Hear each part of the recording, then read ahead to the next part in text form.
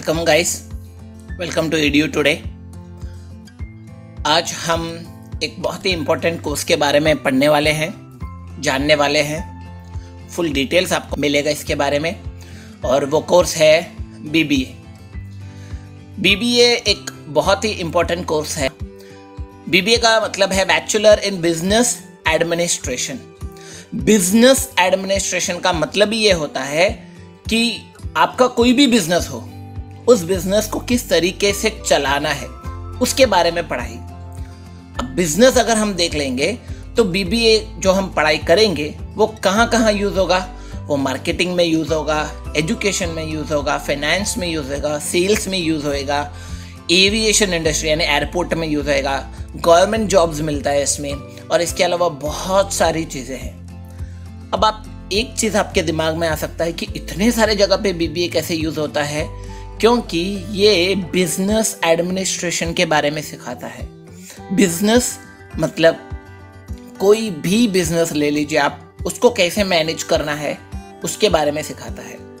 यानी कि आपको अक्सर मालूम रहेगा कि कोई भी पर्टिकुलर आप कोर्सेस ले लीजिए, कोई भी बिजनेस ले लीजिए, वहाँ पर मैनेजर की ज़रूरत ज़रूर होती है। आप सेल्स ले लीजिए, फाइनेंस ले लीजिए, आपको मैनेजर की ज़रूरत होती है। तो मैनेजर कोई भी बिजनेस में हो वो मैनेजर ही होता है, और उसके लिए अलग पढ़ाई होती है, और वो पढ़ाई बीबीए जो है वो हमें देता है। तो इसके लिए बहुत ही इम्पोर्टेंट कोर्स है ये। चलिए देख लेते हैं हम इसका एलिजिबिलिटी क्या है। एलिजिबिलिटी के लिए आपको सबसे पहले 10th स्टैंडर्ड पास करना होगा, और उसके बाद 12th, और 12th स्टैंडर्ड में आपको मिनिमम 45 से 50% भी मिलेगा, तो भी आपको इसके लिए मिल जाएगा। और इसके लिए स्ट्रीम्स क्या क्या होने चाहिए। आप साइंस के बैकग्राउंड में रहेंगे तो भी आप बीबीए कर सकते हो, कॉमर्स के हो या आर्ट्स के हो तो भी आप बीबीए में एडमिशन ले सकते हैं। यस, तीनों कोर्स यानी कि साइंस हो, कॉमर्स हो, आर्ट्स हो, कोई भी स्ट्रीम से आप आ जाओ, आपको बीबीए में एडमिशन मिल सकता है। इसके बाद हम देखेंगे कि ये एडमिशन का क्राइटेरिया क्या है, किस तरीके से मिलता है। एलिजिबिलिटी तो हमने देख चुके हैं। देखिए एक्चुअली क्या है, ये 95% कॉलेज जो होता है वो आपके मेरिट बेस्ड होता है।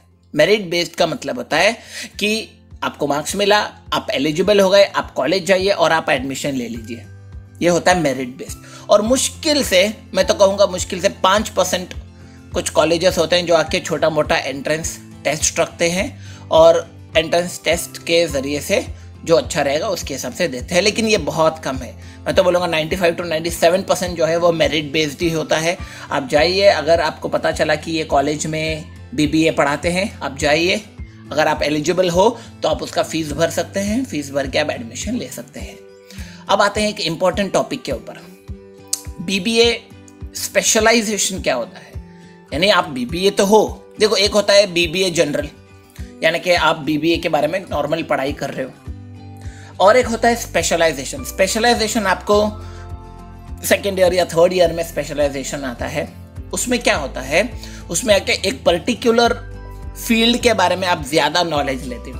अब इस तरीके से जो इम्पॉर्टेंट है, हालांकि देखा जाए तो बिजनेस में बीबीए में स्पेशलाइजेशन बहुत सारे हैं, लेकिन उनमें से भी जो अच्छा है और जो ज़्यादातर चलता है उसके कुछ हम स्पेशलाइजेशंस हम यहाँ पे देखते हैं। तो सबसे पहले आता है इसमें बीबीए जनरल के बाद बीबीए इन एविएशन, यानी एयरपोर्ट रिलेटेड वर्क्स कितने होते हैं, वहाँ पे बिजनेस कैसे चलता है, वहाँ पे कौन कौन सी जॉब्स होते हैं, उसको कैसे मैनेज करना है, उसके बारे में होता है। दूसरा है इवेंट मैनेजमेंट। उसके बाद आता है सबसे इम्पोर्टेंट मार्केटिंग मैनेजमेंट, या फिर ट्रैवल एंड टूरिज्म आता है, लॉजिस्टिक एंड सप्लाई चेन।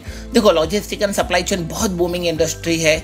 क्यों बूमिंग इंडस्ट्री है? क्योंकि आजकल सब कुछ ऑनलाइन चलता है, और ऑनलाइन की चीज़ें जिस तरीके से मैनेज होती है, देखो हम अमेज़ॉन में कोई चीज़ ऑर्डर करते हैं, ऑर्डर करने के बाद वो किस तरीके से कहाँ कहाँ जाता है और कहाँ से किस तरीके से हमारे पास आके पहुँचता है, ये पूरा लॉजिस्टिक एंड सप्लाई चेन में हमको सिखाया जाता है। तो इसके लिए लॉजिस्टिक एंड सप्लाई चेन भी एक बहुत ही इंपॉर्टेंट होता है। उसके बाद आता है ह्यूमन रिसोर्स और हॉस्पिटल मैनेजमेंट। ना हॉस्पिटल मैनेजमेंट मतलब ये डॉक्टर से रिलेटेड नहीं है।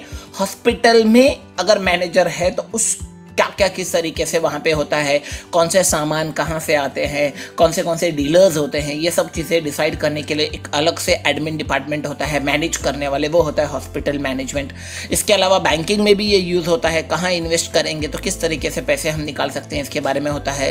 फिर आता है रिटेल ऑपरेशंस, बहुत बड़े बड़े जो हमारे रिटेल शॉप्स होते हैं, मॉल्स होते हैं, वहाँ पे ये आप एज अ मैनेजर जा सकते हो, आप मॉल्स में मैनेजर जा सकते हो।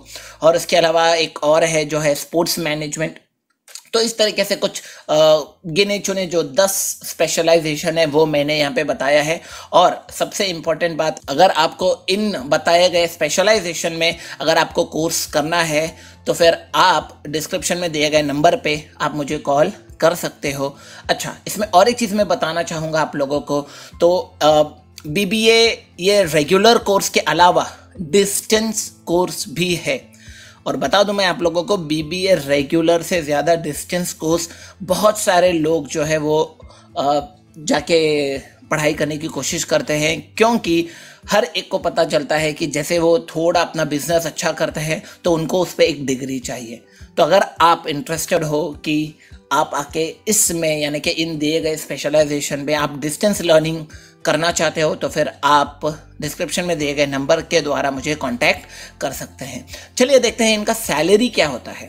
सैलरी अगर मैं ले लूँ तो मिनिमम जो स्टार्टिंग रेंज होता है वो 10,000 to 15,000 होता है। और ये जैसे जैसे आप इसके बारे में पूरा नॉलेज गेन कर लोगे और जब आप एक मैनेजर बन जाओगे फिर तो बोलने की बात ही नहीं है, बिकॉज उसके बाद आप इनफाइनाइट पैसा कमा सकते हो। सो आई होप कि आपको BBA से रिलेटेड जितने सारे डाउट्स है वो सब क्लियर हो चुके हैं। मैं आपसे मिलता हूँ एक दूसरे वीडियो में, तब तक के लिए थैंक यू सो मच।